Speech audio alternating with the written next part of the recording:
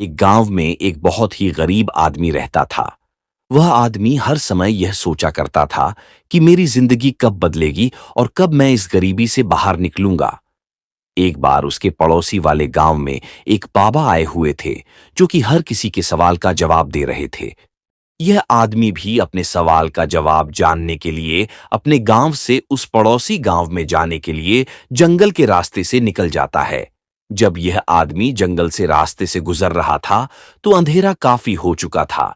इसे जंगल में एक घर दिखाई दिया, जो कि बहुत बड़ा और आलीशान घर था। इस आदमी ने वहां रात गुजारने के लिए उस घर के मालिक से इजाजत लेता है और वहां रुक जाता है। उस घर के मालिक ने आदमी से पूछा कि तुम उस गांव में किससे मिलने जा रहे हो। तो आदमी ने कहा कि उस गांव में एक बाबा आए हुए हैं, जो हर किसी के सवाल का जवाब दे रहे हैं। इसीलिए मैं अपने सवाल का जवाब पूछने के लिए वहां जा रहा हूं। यह सुनने के बाद घर में मालिक ने कहा कि तुम उन बाबा से मेरा भी एक सवाल पूछना कि मेरी बेटी 20 साल की है और वह गूंगी है। तुम उन बाबा से पूछना कि वो कब बोलना शुरू करेगी। उस आदमी ने घर के मालिक को हां कहा और अगली सुबह वो वहां से निकल गया। रास्ते में चलते चलते उसे एक बूढ़ा आदमी मिला, जिसके हाथ में एक जादू की छड़ी थी। उस बूढ़े जादूगर ने आदमी से पूछा कि तुम कहां जा रहे हो।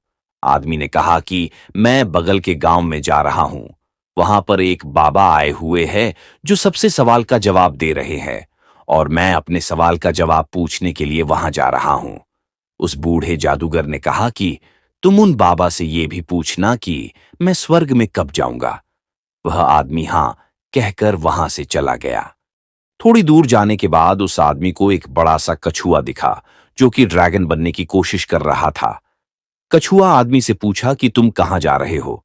आदमी बोला, मैं एक बाबा से अपने सवाल का जवाब पूछने जा रहा हूं। तो कछुए ने आदमी से कहा कि तुम उन बाबा ये भी पूछना कि मैं ड्रैगन कब बनूंगा। आदमी कछुए से हां कहकर वहां से चला जाता है। अब जब यह आदमी उन बाबा के पास पहुंचता है, तो बाबा ने आदमी से कहा कि तुम मुझसे कोई भी 3 ही सवाल पूछ सकते हो। अब आदमी सोच में पड़ गया कि अब मैं अपना सवाल पूछूं या फिर उन तीनों का। आदमी ने सोचा कि मेरा सवाल तो ये था कि मैं गरीबी से कब बाहर निकलूंगा। उसने सोचा कि मेरा प्रॉब्लम तो बहुत छोटी है, मैं उन तीनों के ही सवाल पूछ लेता हूं। आदमी ने कछुए का सवाल बाबा से पूछा। बाबा ने कहा कि जब वो अपने कवच से बाहर निकलेगा, तब वह ड्रैगन बन जाएगा। फिर आदमी ने उस बूढ़े जादूगर का सवाल बाबा से पूछा। तो बाबा ने कहा कि जब वो जादूगर अपनी जादू की छड़ी किसी दूसरे को दे देगा, जब वो स्वर्ग में चला जाएगा। फिर आदमी ने उस घर के मालिक का सवाल पूछा। तो बाबा ने कहा कि जब उसकी बेटी को उसका जीवन साथी मिल जाएगा, तब वो बोलना शुरू कर देगी। वह आदमी इन तीनों का सवालों का जवाब लेकर उसी रास्ते से चला गया। जब वो कछुए से मिला, तो कछुए को अपना कवच छोड़ने को कहा। जैसे ही कछुए ने कवच छोड़ा, वो ड्रैगन बन गया। कछुए के कवच से बहुत सारे मोती निकले, जो उस आदमी को मिले। फिर वह उस बूढ़े जादूगर से मिला, जो स्वर्ग जाना चाहता था। आदमी ने उस बूढ़े जादूगर को अपनी छड़ी किसी दूसरे को देने के लिए कहा। उस बूढ़े जादूगर ने अपनी छड़ी उसी आदमी को दे देता है, और जैसे ही वह छड़ी देता है, वह बूढ़ा आदमी स्वर्ग चला जाता है। फिर वह आदमी उस घर के मालिक से मिला और उसने कहा कि जब तुम्हारी बेटी को उसका जीवन साथी मिल जाएगा, तब वो बोलना शुरू कर देगी।